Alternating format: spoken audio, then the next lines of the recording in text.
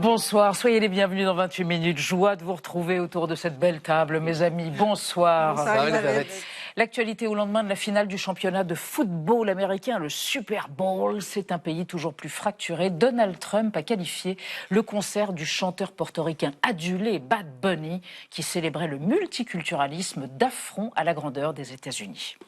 God bless America. Sea Chile, Argentina, Uruguay, Paraguay, Bolivia, Perú, Ecuador, Brasil, Colombia, Venezuela, Guyana, Panamá, Costa Rica, Nicaragua, Honduras, El Salvador, Guatemala, México. À 10 mois des élections de mi-mandat, le pouvoir d'achat en souffrance et la violence de la police de l'immigration, ICE, explique-t-il les mauvais sondages pour Donald Trump? Le réveil du Parti démocrate a-t-il sonné? On en débattra ce soir avant de vous retrouver en fin d'émission. Marie Bonisseau et Xavier Mauduit, ils chantent encore mieux que Bad Bunny, mais c'est une autre histoire. En tout cas, Elisabeth, au Portugal, l'élection présidentielle a été remportée par le socialiste António José Seguro. Il a battu le candidat d'extrême droite, donc il voit la vie en rose et ça tombe bien, puisqu'il va résider dans le Palais Rose, le palais de Belém. C'est la résidence présidentielle qu'on va visiter tout à l'heure. D'accord. Et vous, Marie? Je vais vous montrer des images de Lahore, au Pakistan, où se tenait ce week-end un festival absolument fabuleux, avec des milliers de cerfs-volants dans le ciel. C'est une tradition qui a été interdite pendant des années par le gouvernement. Je vous explique pourquoi. Ah, le retour du merveilleux. À tout à l'heure. Et pour commencer, nous recevons le visage de la lutte contre la loi Duplon, votée en juillet dernier, retoquée partiellement par le Conseil constitutionnel et que son promoteur tente de relancer pour faire autoriser l'acétamipride, un pesticide mortel pour les abeilles et potentiellement neurotoxique pour les humains. Elle s'appelle Fleur Breteau. Elle est fondatrice et porte-parole de Cancer Colère et elle estime que ce nouveau projet de loi insulte les malades cancéreux, mais aussi le vivant à long terme. On la retrouve tout de suite pour son témoignage.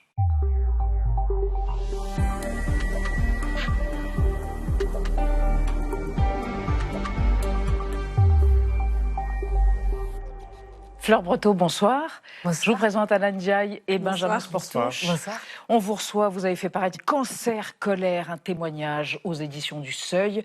On se souvient, tout le monde se souvient de vous. Vous avez fait irruption sur des images et ça a été viral, où vous avez dit, avec ma tronche de cancer, j'étais la seule à pouvoir intervenir. C'était le jour du vote à l'Assemblée nationale, le 8 juillet dernier, le vote par 316 députés de la loi Duplon.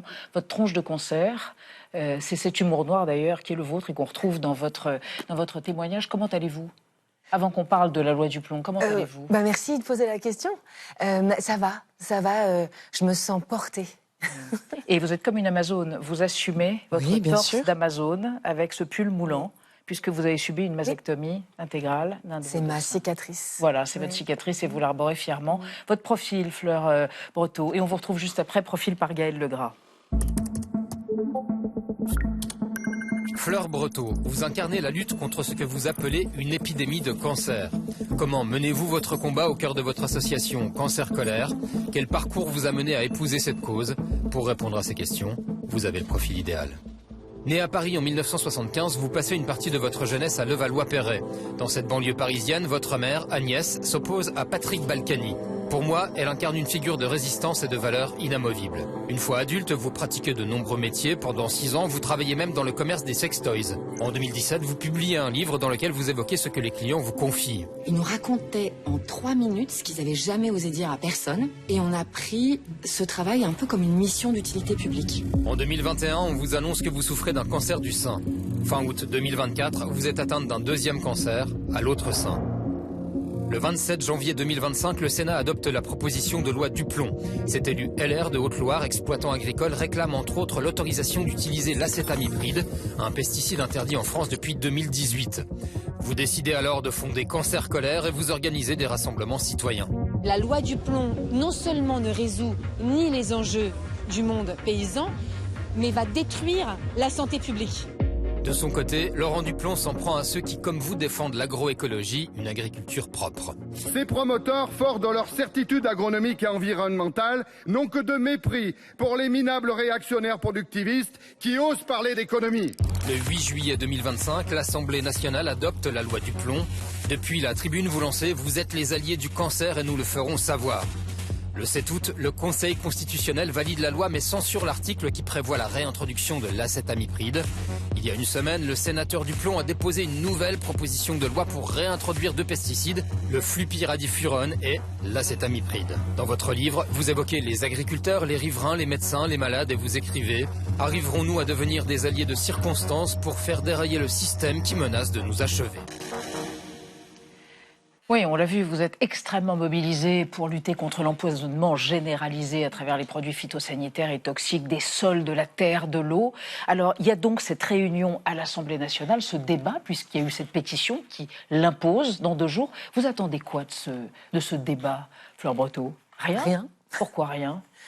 Parce qu'on a compris que le problème n'est pas tant l'acétamipride ou une loi en particulier, c'est un système qui, malheureusement, fait que l'agriculture est en train de s'industrialiser à marche rapide et qu'elle détruit à la fois l'agriculture indépendante et à la fois la santé publique. Donc, nous, quand on est vent debout contre l'acétamipride, qui abîme le cerveau des enfants. Oui, c'est un neurotoxique. C'est un neurotoxique. Ça a été décrit comme potentiellement neurotoxique. Il est très toxique pour la santé humaine.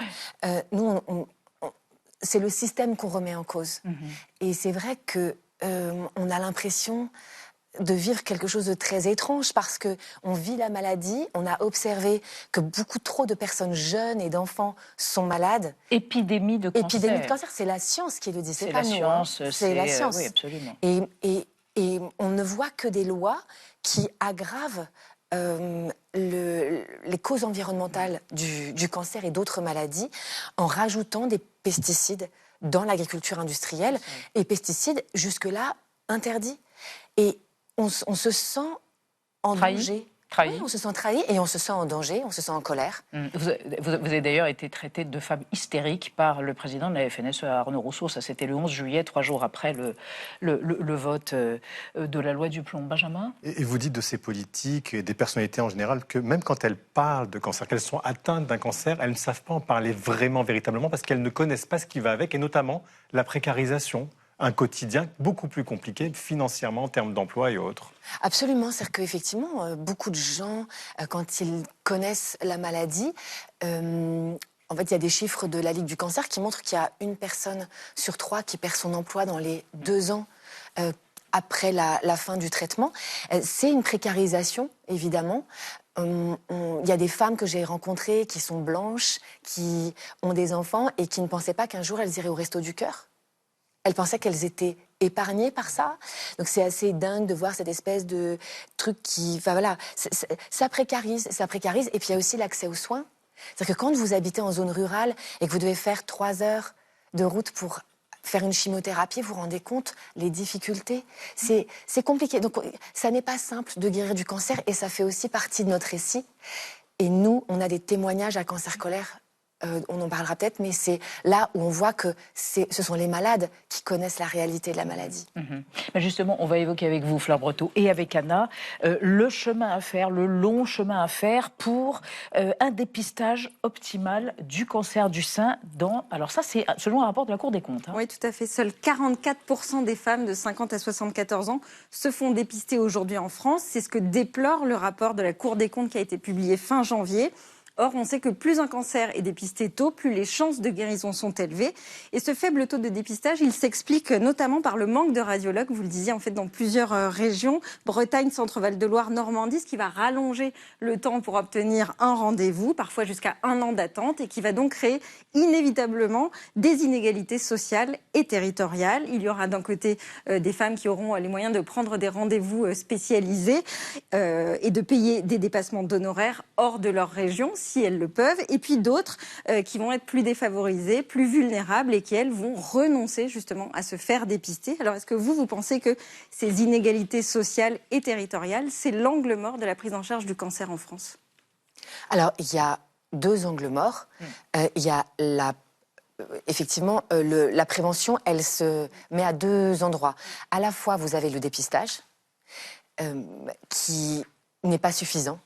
Clairement, on est apparemment à la traîne dans les pays européens en termes de dépistage.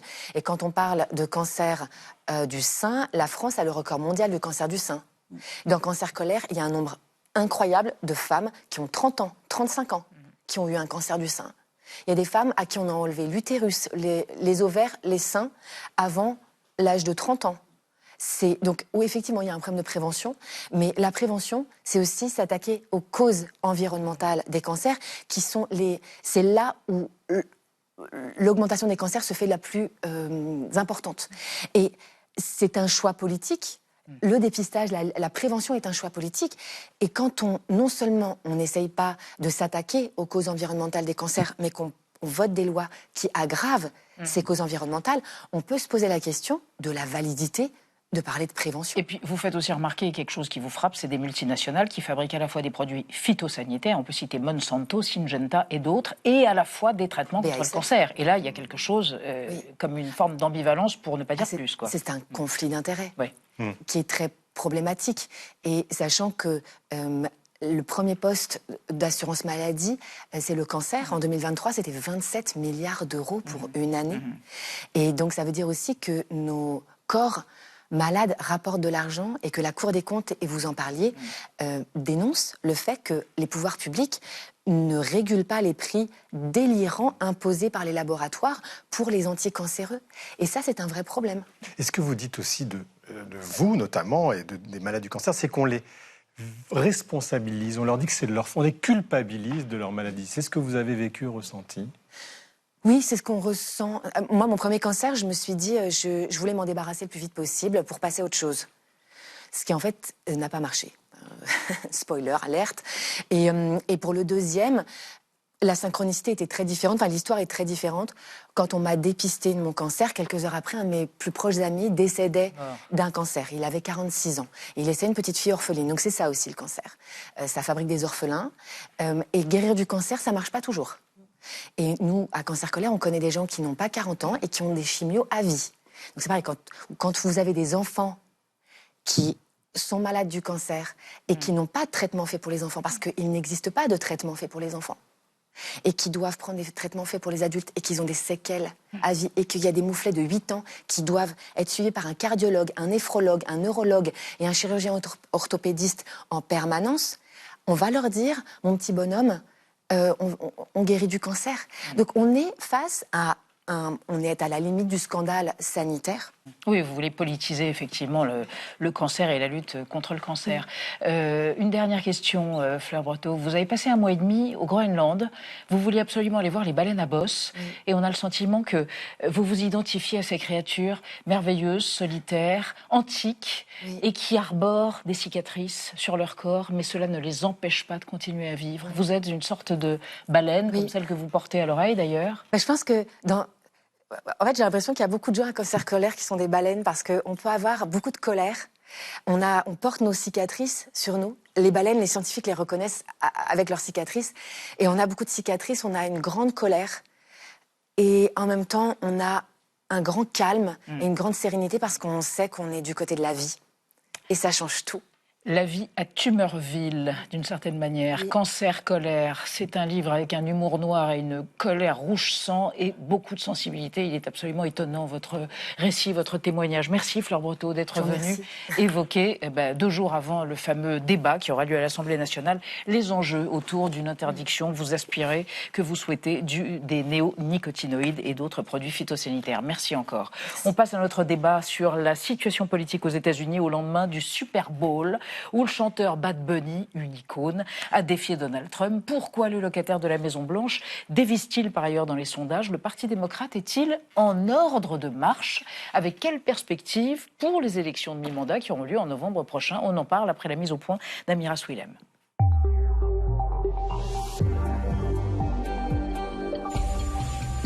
Donald Trump n'est pas content et a tenu à le faire savoir. Le concert de la mi-temps du Super Bowl est absolument horrible. Un des pires. Il est absurde et représente un affront à la grandeur de l'Amérique. En cause, cette prestation du chanteur portoricain Bad Bunny lors de la finale du Super Bowl hier. Devant plus de 100 millions de téléspectateurs. God bless America. Sea Chile, Argentina, Uruguay. Une énumération de tous les pays du continent américain qui se termine par cette phrase. Seguimos aquí. Une sortie interprétée comme une critique de la politique migratoire de Donald Trump.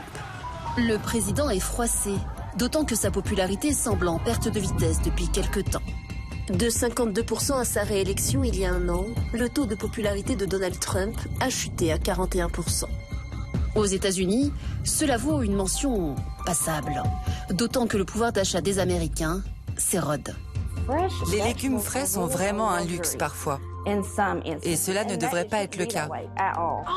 Oh mon Dieu, ça coûte $43 ! Un sentiment de déclassement social auquel viennent désormais aussi s'ajouter les développements du dossier Epstein, dans lequel Donald Trump est très largement évoqué. Des déboires qui profitent au camp démocrate qui multiplie les victoires électorales aux scrutins locaux. De quoi inquiéter les républicains, comme le gouverneur de Floride, Ron DeSantis. Un tel revirement ne peut pas être ignoré. Les républicains doivent regarder en face le climat politique qui va précéder les élections de mi-mandat. Des défaites qui sonnent comme un avertissement avant les midterms de novembre prochain. Donald Trump saura-t-il l'entendre? Les difficultés du président américain peuvent-elles profiter au camp démocrate? Nos trois invités pour ce débat, Marc Wetzmann, bonsoir. Vous êtes écrivain Bonsoir. et journaliste. Vous produisez le podcast Ligne de Force qui est disponible sur toutes les plateformes. Et je précise que vous avez publié La part sauvage, récit consacré au monde de l'écrivain américain Philip Roth. Remarquable essai. Et au cas où américain, vous avez reçu le prix Femina Essai pour ce livre. Selon vous, Donald Trump est en train de baisser dans les sondages, mais ça ne profite pas au Parti démocrate. Ce dernier est plongé dans une crise identitaire. Et vous ajoutez, si les démocrates font de Zoran Mamdani, le maire de New York, leur figure de proue, ils iront droit dans le mur. À côté de vous, Hélène Kunz, bonsoir. Vous êtes professeure à l'INSEC Paris. Vous êtes ancienne membre des Democrats Abroad, France. Vous avez publié Portrait de VIP, l'incroyable histoire de Kamala Harris, qui était la candidate malheureuse à la présidentielle. Et selon vous, il existe une menace réelle sur le bon déroulement des prochaines élections en novembre prochain, les élections de mi-mandat, avec l'idée d'envoyer des agents fédéraux surveiller les bureaux de vote, une idée de Donald Trump. Donc malheureusement, les démocrates ne semblent pas prêts à répondre à ce type de dérive autoritaire. Et à côté de vous, Elisa Schell, politologue, spécialiste des États-Unis. Dernier essai, La démocratie à l'épreuve du populisme, les leçons du trumpisme. Selon vous, Elisa Schell, Minneapolis, qui devait être un symbole de la politique trumpiste, est devenu un véritable boulet électoral pour les républicains. Cela interfère aujourd'hui grandement avec les débats au Congrès et les scrutins à venir. Et on démarre avec la protest song du jour, Benjamin. On va l'écouter. Et de qui s'agit-il, Elisabeth? Un certain Bruce. Voilà, Bruce Springsteen. Et que dit-il, ce chanteur iconique? Ici, chez nous, ils ont tué et patrouillé durant l'hiver 26. Nous nous souviendrons des noms de ceux qui sont morts dans les rues de Minneapolis, une adaptation de son célèbre titre Streets of Philadelphia, en hommage donc aux deux victimes de la police anti-immigration ICE, une police, on le sait, très décriée. Le chanteur américain de 76 ans est très engagé contre la politique de Donald Trump. Elisa Schell, ICE et Minneapolis, c'est vraiment un point de bascule, de rupture dans le réveil des oppositions à Donald Trump, on peut dire ça ?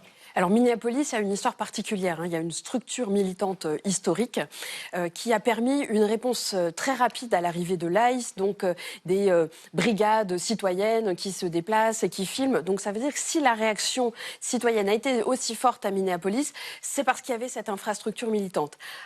Donald Trump veut frapper fort sur l'immigration, mais à Minneapolis, évidemment, la situation lui a complètement échappé avec les 2 morts, évidemment, dont tout le monde a parlé.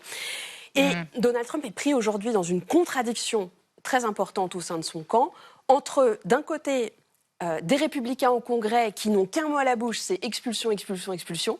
Donc malgré Minneapolis, ils veulent vraiment renforcer la politique migratoire qui est devenue vraiment le symbole de la pureté militante au sein du Parti républicain aujourd'hui, comme l'était l'opposition à la loi santé Obama il y a quelques années. Donc il y a ces républicains qui veulent absolument être durs sur l'immigration, mais il y en a aussi quelques-uns, et notamment Susan Collins dans le Maine, qui sont plus centristes et qui ne veulent pas pas effrayer leurs électeurs et qui remettent leur siège en jeu cette année. Donc les Républicains doivent à la fois capitaliser sur leur base, qui attend des politiques fermes sur la migration, mais aussi sur des électeurs plus indécis et centristes pour garder la majorité au Congrès aux prochaines élections. C'est sur ce sujet de l'immigration que la polarisation se fait aujourd'hui. C'est ce que vous diriez? Oui, je suis d'accord. Je pense que... Alors, les 2 morts, c'était des citoyens américains. Donc, qu'en est-il René alors? Good et Alex Pretty. Tout à fait, c'était des passeports américains. Donc, qu'en est-il de fameuse chasse aux immigrés alors qu'ils sont capables d'abattre les concitoyens? C'est tout à fait effrayant. C'est la méthode qui choque ou le fond de la politique de Donald Trump? Alors, je pense que le fond est peut-être entendable parce qu'il a été élu sur cette plateforme-là. Ça a été plébiscité, mais c'est le déroulé qui ne conviendrait pas du tout. Et puis, dès qu'il y a ça, pardonnez-moi, mais c'est une bavure. Et au lieu d'admettre que c'était une bavure, ils assument en disant non, il les traite de tous les noms, c'est insupportable. Et puis, ils ne s'excusent pas sur ces 2 décès. Mark Wesman, juste pour remonter en arrière, on a entendu Bruce Springsteen, il y a pas mal de personnalités du showbiz américain qui s'expriment contre Trump. Est-ce que c'est productif ou est-ce que ça peut avoir au contraire un effet repoussoir pour le néo-libertarien du Montana ou pour le bon MAGA du Texas qui voit des artistes vilipender Donald Trump? Surtout que ce n'est pas forcément le plus important. Le plus important, c'est que ce que les Américains appellent les normies, c'est-à-dire les gens normaux, se sont mis à soutenir les manifestants à Minneapolis contre ICE, et ça, c'est vraiment important. Ça a fait plonger, cette histoire de Minneapolis a fait plonger Trump dans les sondages. Il y a, je crois, que 18% des Américains qui pensent que ICE a bien agi à Minneapolis, d'une part, et d'autre part, plus encore que Minneapolis, la vidéo raciste de Trump avec le couple Obama diffusée ce week-end sur son compte a été une catastrophe pour lui. Ils sont grimés en singe à la fin. Trump a dit je n'ai pas vu la vidéo jusqu'au bout. Voilà. Il l'a retirée. Voilà. Il a été obligé de la retirer, alors qu'au départ, la porte-parole du gouvernement a dit c'est un scandale pour rien, taisez-vous, parlons d'autre chose. Donc tout ça, il y a eu des réactions très radicales là-dessus, et pas exclusivement des militants de gauche, mais vraiment des Américains de base. Ça, c'est très important, parce que ça veut vraiment dire qu'il y a quelque chose qui est en train de changer. Trump est en train de perdre le narratif aux États-Unis. On va voir s'il est capable de le récupérer, mais il est dans une sale posture. Et ce qui a changé aussi, c'est que des voix qui étaient discrètes jusque-là reviennent sur le devant de la scène, des démocrates, notamment l'ancien président Bill Clinton. Écoutez. We have seen unprecedented actions by ICE. It's made all our communities less safe for residents and local law enforcement alike, and eroded the essential trust that must exist between the people and their government. And none of it's been necessary. All of it was avoidable. Hélène Kuntz, mais où étaient-ils passés? Ils étaient tétanisés jusque-là? Alors, le problème, je pense qu'il évoque tout de même la militarisation des forces de l'ordre et l'absence de coopération. Vous savez, normalement, quand ICE arrive dans une ville, c'est toutefois parce que soit le gouverneur, le maire de la ville, il y a une coopération entre les agents fédéraux et le gouvernement local. Là, il déploie ICE contre l'avis de ces maires et ces gouverneurs, vous voyez? Et c'est ça qui déclenche cette colère-là, des démocrates notamment, et d'anciens présidents, qu'on n'entendait plus. Oui, et ils essaient de rester à leur place. Traditionnellement, un ancien président ne s'exprime pas, ils restent à leur place. Mais je pense que c'est à ce point que ne pas les entendre est aussi un peu absurde. Et Isachel, du coup, ça leur donne du carburant aux démocrates, là? Ils ont retrouvé une raison de s'exprimer. Ils sentent que les Américains sont ébranlés, qu'ils peuvent trouver un écho dans ce qu'ils disent, enfin? C'est pas sur ce sujet de l'immigration qu'ils se mobilisent. À Minneapolis, c'était quand même un cas très particulier puisqu'il y a une loi qui a été adoptée il y a quelques années qui interdit aux autorités locales de coopérer avec ICE. Donc ça, c'est lié vraiment à l'histoire de Minneapolis. Bien sûr, on s'émeut devant ces images qui sont scandaleuses et la vie de ces 2 personnes qui ont été perdues. Mais pour les démocrates, ce qui s'est passé le plus important, c'est ce qu'on a vu aux élections partielles de novembre 2025. Et ces élections partielles, elles ont vu la victoire de démocrates dans le New Jersey, en Virginie, dans des commissions locales en Géorgie, sur des questions de pouvoir d'achat. Donc c'est vraiment sur ce sujet qu'ils veulent capitaliser et que les démocrates commencent à se réorganiser plus que sur l'immigration. Mark Witzman, on le voit en France, il y a 2 gauches irréconciliables. Est-ce que c'est le cas aussi aux États-Unis et que d'un côté Bernie Sanders et puis de l'autre côté peut-être Kamala Harris et d'autres. J'ai l'impression, ou plus même. Je ne suis pas spécialiste de gauche américaine, mais j'ai l'impression qu'il y a plusieurs gauches qui clashent. Il y a ce qu'on appelle la gauche de l'abondance, qui mise sur la consommation. Il y a l'armature du Parti démocrate qui est rouillée et qui est complètement bloquée. Et puis il y a la gauche radicale, dont les figures de proue sont AOC, et à New York. Alexandra Ocasio-Cortez. Oui, merci. Et à New York, Mamdani. Zoran Mamdani, le nouveau maire. Zoran Mamdani, qui est le nouveau maire. Et tout ça ne va pas forcément ensemble. Donc il y a deux choses. Il y a d'une part, effectivement, une réaction de la population américaine globale, pas seulement de la gauche, de plus en plus claire vis-à-vis non seulement de l'économie, mais aussi vis-à-vis d'une dérive autocratique du pouvoir américain, qui est quelque chose de neuf aux États-Unis et quelque chose de neuf même tout court, parce que je crois qu'il n'y a pas d'exemple d'un pays avec une tradition démocratique aussi ancienne, faisant face à un risque aussi grave que ce qui se passe aujourd'hui aux États-Unis. Donc c'est sans précédent dans l'histoire.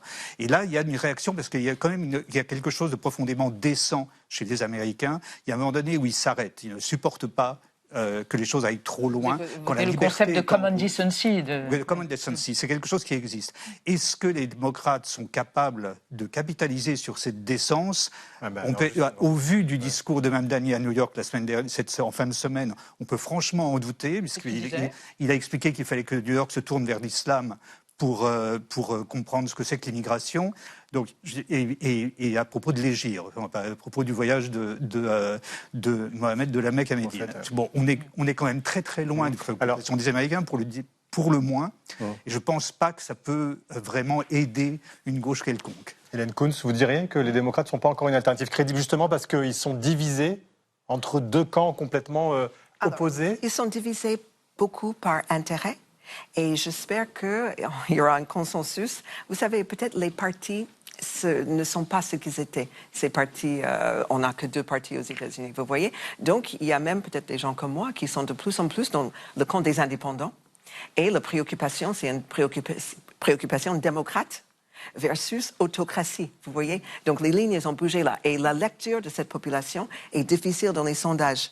Parce que souvent, on se déclare le camp où est-ce qu'on est, notre carte électorale. Mais vous voyez, il y a de plus en plus de gens qui s'estiment indépendants. C'est-à-dire que vous qui êtes démocrate, vous voterez contre Trump, mais vous n'êtes pas acquise toujours aux démocrates. Ce n'est pas votre camp naturel aujourd'hui. Ce que j'ai vu à New York, c'est le dernier État où je vote. Vous savez, l'appareil du parti, vous l'avez mentionné tout à l'heure, rouillé, n'a pas jugé bon de soutenir ce Zoran Mamdani. Incroyable! Les 2 sénateurs de New York se sont tus pour ne pas soutenir ce jeune maire. Vous voyez, donc ça fait des fractures qui sont, j'espère pour le moins, pas à ce point irréconciliables. On va évoquer avec vous 3 la cote de popularité de Donald Trump qui a glissé. Il était à 56% de popularité il y a un an, aujourd'hui 40%. C'est une glissade, c'est conjoncturel ou c'est problématique pour lui à 10 mois des élections de midterms, de mi-mandat? Alors, comment l'expliquez-vous? Il y a une usure du pouvoir, de toute façon, au fur et à mesure qu'on s'approche des fins de mandat. Il y a toujours une usure du pouvoir. Après, il faudrait voir quels sondages. On pourrait aussi discuter de qui commande les sondages et quels sont les chiffres. Mais Donald Trump est allé trop loin sur le dossier de l'immigration. Il essaye en ce moment de se replacer sur des questions économiques et notamment sur la question du logement. Aux États-Unis, il y a aujourd'hui une crise locative. Les loyers sont de plus en plus chers et notamment là où les loyers augmentent le plus, ce sont dans des États républicains du Nord-Ouest, l'Idaho et le Montana. Et l'ironie dans tout ça, c'est que cette augmentation de loyer est due à l'exode de Californiens, donc surtout des démocrates, qui payent trop cher d'impôts et de loyers et qui viennent s'installer dans ces États rouge où il y a plus de logements disponibles mais qui du coup restreint l'offre pour les natifs de ces États. Et par ailleurs, il y a aussi une crise de l'accession à la propriété. En 81, on accédait en moyenne à la propriété à 29 ans. Aujourd'hui, c'est 40 ans. Alors que c'est le rêve américain. Et c'est le critère numéro 1 du rêve américain, accéder à sa maison individuelle. Et tout est grippé dans ce fonctionnement-là. Les maisons mettent trop de temps à construire à cause des problèmes de droits de douane, à cause de la chasse aux migrants qui ralentit le secteur de l'immigration et des taux d'intérêt qui augmentent avec l'inflation et qui sont aussi menacés par les rodomontades de Trump au Groenland. Vous voyez, tout est lié, puisque les Européens disent, attention, si on vend vos bons du Trésor, vos taux d'intérêt vont augmenter à nouveau. Donc ça, c'est une question essentielle, le coût de la vie et l'accès au logement sur laquelle Trump essaye de se positionner. Et le chômage. Oui, le chômage qui est à 4,4%, on va le voir, qui est stagnant, mais ça reste haut pour les Américains qui ont connu même 3%. Taux d'inflation aussi à 2,7%, ce qui est aussi beaucoup pour les Américains. Marguerite Stein, vous pensez que c'est là-dessus que ça va se jouer ? Ça va beaucoup se jouer. L'économie, vraiment au mid-term, c'est pas l'immigration qui reste quand même un sujet l'immigration, important. Si, ou la sécurité. l'immigration est un sujet de fond aujourd'hui. Mais ça va dominer. Mais l'économie reste un sujet de fond aussi. Et puis il y a les dissensions au sein du mouvement MAGA qu'il ne faut pas négliger, parce que la politique étrangère de Trump, la question de savoir si oui ou non il va frapper en Iran, par exemple, va jouer dans la guerre de succession larvée autour de Trump aujourd'hui. Tout ça rend les choses très complexes pour Trump lui-même. C'est d'ailleurs la raison pour laquelle rien ne se passe. C'est une des raisons pour lesquelles rien ne se passe autour de la question iranienne, parce que faire devient. Il n'y a pas de bonne solution pour Trump aujourd'hui là-bas. Mais Hélène Cous, en même temps, il a une base américaine qui le soutient toujours quand même. Je pense qu'il y a des gens qui sont 70 millions d'électeurs qui sont derrière lui. Qui sont définitivement acquises à sa cause. Les 40%, je trouve ce chiffre très haut, au vu de la situation, vous voyez. Et puis, nous n'avons pas tous les mêmes informations. Il y a une partie de l'électorat qui n'écoute que certaines chaînes, et c'est certaines chaînes, Fox News, et ils donnent une autre vision de ce monde-là, et sur les mêmes faits. Donc, on n'est vraiment pas d'accord sur les faits. Alors, on évoque cette échéance qui arrive, les élections de mi-mandat, ce sera en novembre, et là, il y a des menaces de manipulation par l'État fédéral, par la Maison-Blanche, sur justement ces élections. Oui, le souhait de Donald Trump, c'est de nationaliser les élections, c'est ce qu'il a déclaré la semaine dernière dans un podcast conservateur. Aujourd'hui, chacun des 50 États est chargé de l'organisation de ces scrutins, mais lui souhaite en faire une prérogative du gouvernement fédéral, ce qui est contraire à la Constitution. Alors pour les démocrates, prendre le contrôle de ces urnes, c'est la possibilité que les républicains truquent les résultats.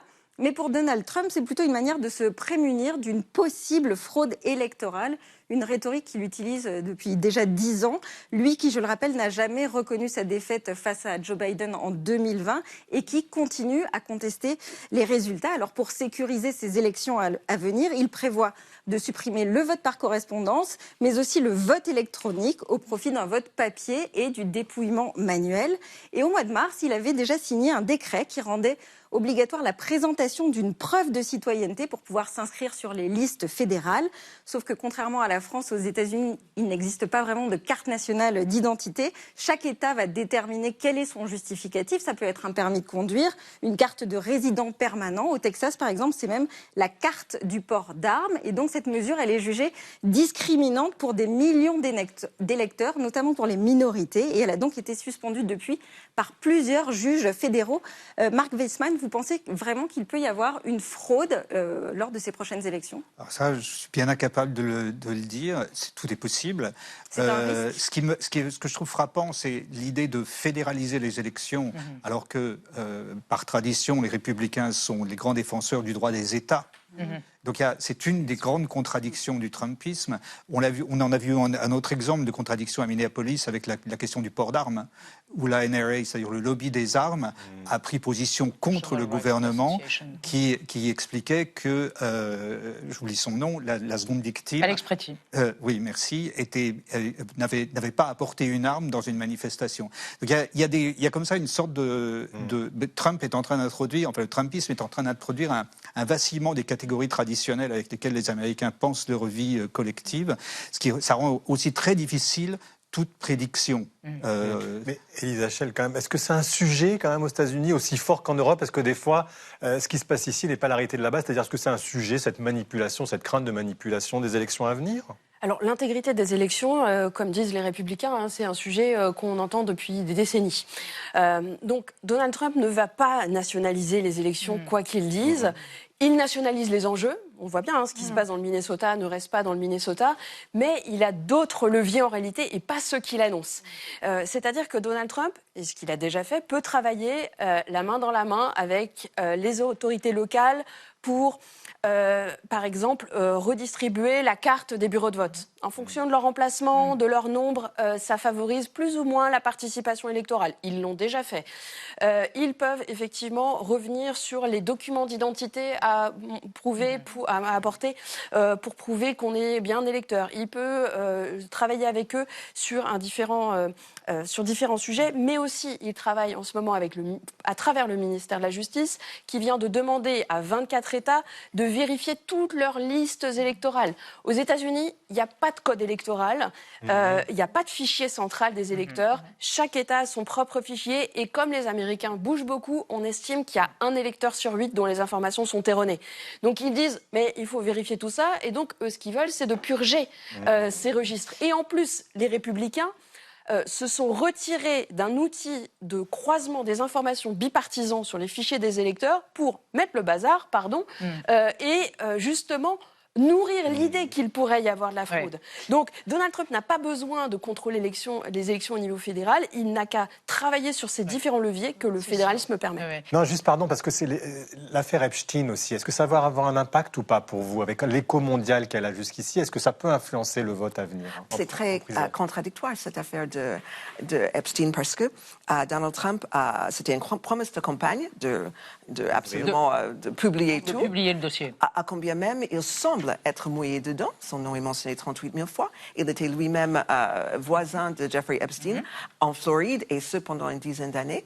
Donc, c'est très curieux qu'il dit, vous pouvez compter sur moi pour publier tous les documents. Il est élu, il dit, non, on regarde tout ça. Et il fallait une loi, c'est ça incroyable. Il fallait une loi du Congrès pour que ça sorte, alors qu'il aurait pu demander à son justice de dévoiler les files. La stratégie qui consistait à tout balancer, enfin pas tout, mais 3,5 millions de documents sans aucune précaution, fait que tout le monde peut y trouver son compte, tous les complotistes du monde peuvent alimenter leur théorie à partir de ça.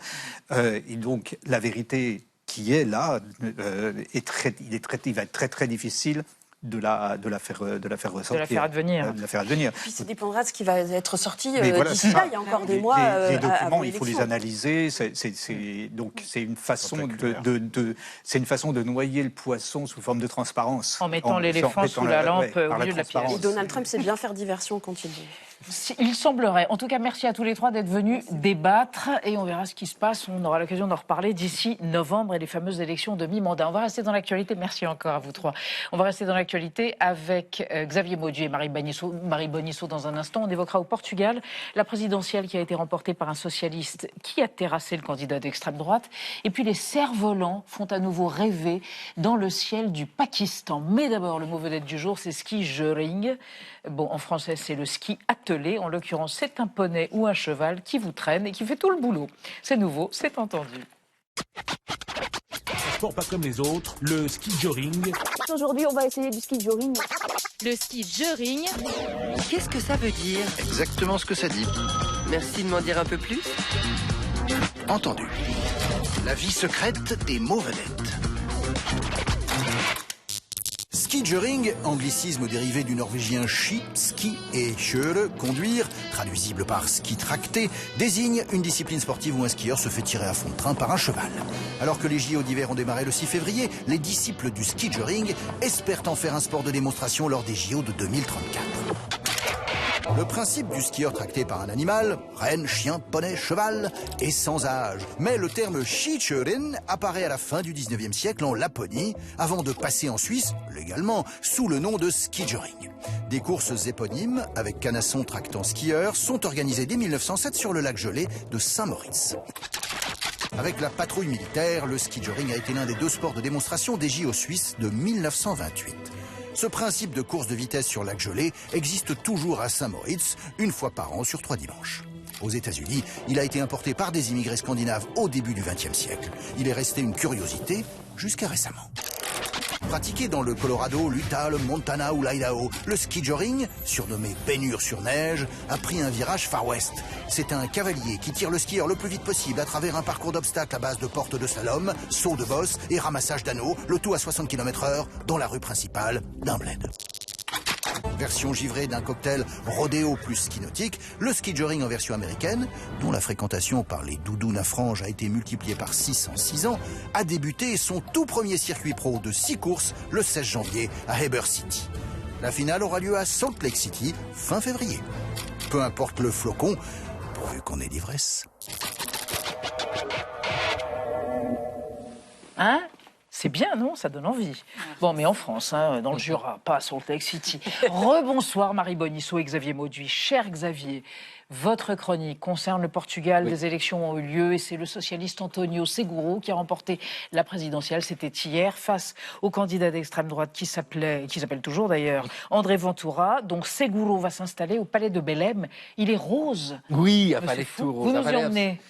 Palais sublime, vous allez voir, le 5 octobre 1910, c'est là qu'une révolution chasse le monarque au Portugal. C'est la fin de la monarchie, en l'occurrence ce monarque, c'est le jeune Manuel II. Et puis la République est proclamée. Quelques mois plus tard, vous avez une constitution qui prévoit un président. Bah oui, il faut pas le loger ce président-là. Alors, une des anciennes résidences de la couronne est choisie, c'est le palais de Belém à Lisbonne. Sublime palais, hein, alors construit au XVIe siècle, en partie c'est la Renaissance, et puis surtout agrandi, magnifié au XVIIIe siècle, avec ses façades roses, avec ses toiles italiennes, et puis surtout ces terrasses en gradin qui descendent comme ça vers le Tage. C'est un véritable bijou.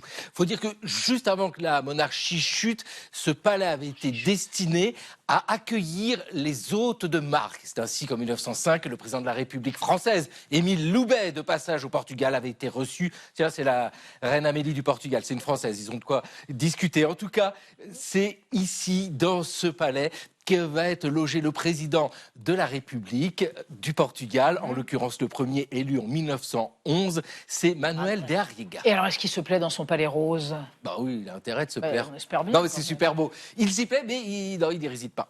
Il n'y réside pas tout simplement parce qu'il écoute les conseils de ses médecins qui lui disent qu'il vaut mieux aller dans la citadelle de Cascais. C'est une forteresse qui est là-haut, mais qui a un palais absolument magnifique. Tout simplement parce que l'air y est plus pur, c'est face à l'océan. Donc, le pauvre palais de Belém, il est un petit peu déserté. C'est la même chose avec des successeurs, et notamment un Oscar de Carmona, qui, lui, est président de la République du Portugal de 1921 à 1956. Pour vous dire qu'il a eu le temps pendant 25 ans de respirer le bon air de Cascais. En fait, il est président du temps de la dictature militaire et de l'Estado Novo, c'est-à-dire la dictature de Salazar, parce que c'est ça le Portugal de la dictature. Vous avez un président qui est en grande partie un président d'apparat, et puis un dictateur, Salazar, qui réside dans la résidence du Premier ministre, tout simplement parce qu'il est tout simplement président du Conseil. Comme quoi, il n'y a pas besoin d'être président pour être dictateur. Le pouvoir, il est comme ça, de fonction en fonction, de palais en palais. Il Belém jouait à Cascais.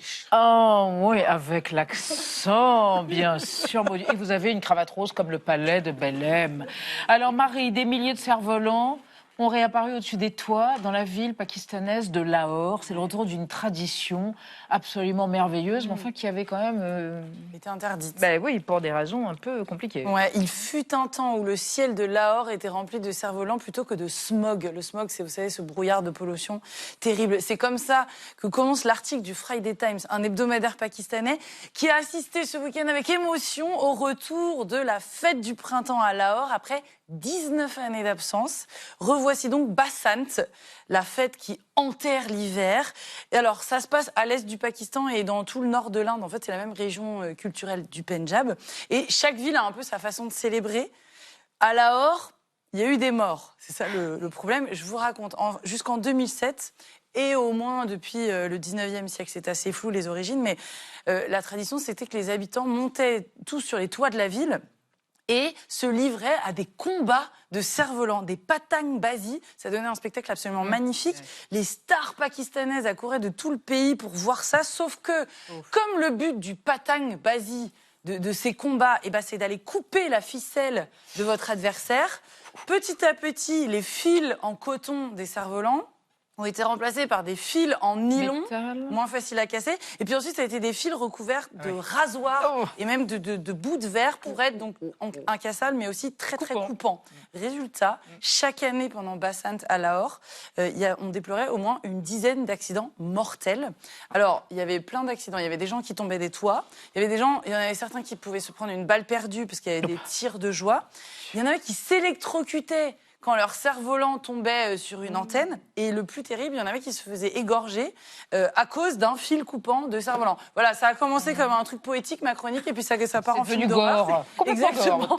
Donc dans les années 2000, il y a eu la mort d'un gamin de 4 ans, et là, il y a carrément un front anti-cerf-volant qui a commencé à lancer des manifs, à faire brûler les coupables, enfin les cerfs-volants, il y a eu des incendies cerfs-volants, et puis qui a traité les autorités de Dracula buvant le sang d'enfants innocents. C'est pour ça donc que pendant quasiment 2 décennies, les cerfs-volants avaient disparu de Lahore, interdit de vol, un long hiver qui a pris fin cette année, ce week-end.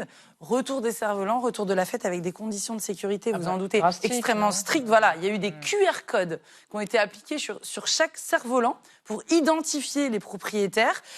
Devant les motos, c'est malin, ils ont mis des tiges de sécurité, comme ça vous ne pouvez pas vous faire atteindre par les fils des cerfs-volants. Donc ils ont équipé toutes les motos. Et puis il y a eu carrément des drones de surveillance. Bref. Rassurez-vous, j'ai lu la presse pakistanaise ce matin. 0 incident. Rien. Pas de cerf violent. Non. La ministre de la région a félicité les habitants parce que ça s'est bien passé. Et le plus beau, je trouve, dans cette histoire, c'est qu'il y a toute une génération de jeunes Lahoris, tous les gens 20 ans, 25 ans, qui ont enfin pu voir ces cerfs-volants dont leur parlaient les anciens. Ils les ont vus en vrai, autre part que sur des photos jaunies. Et ils rêvent, toujours, à l'heure où on parle. Merci Marie, merci à tous. On se retrouve demain à 20h05. Tchuss.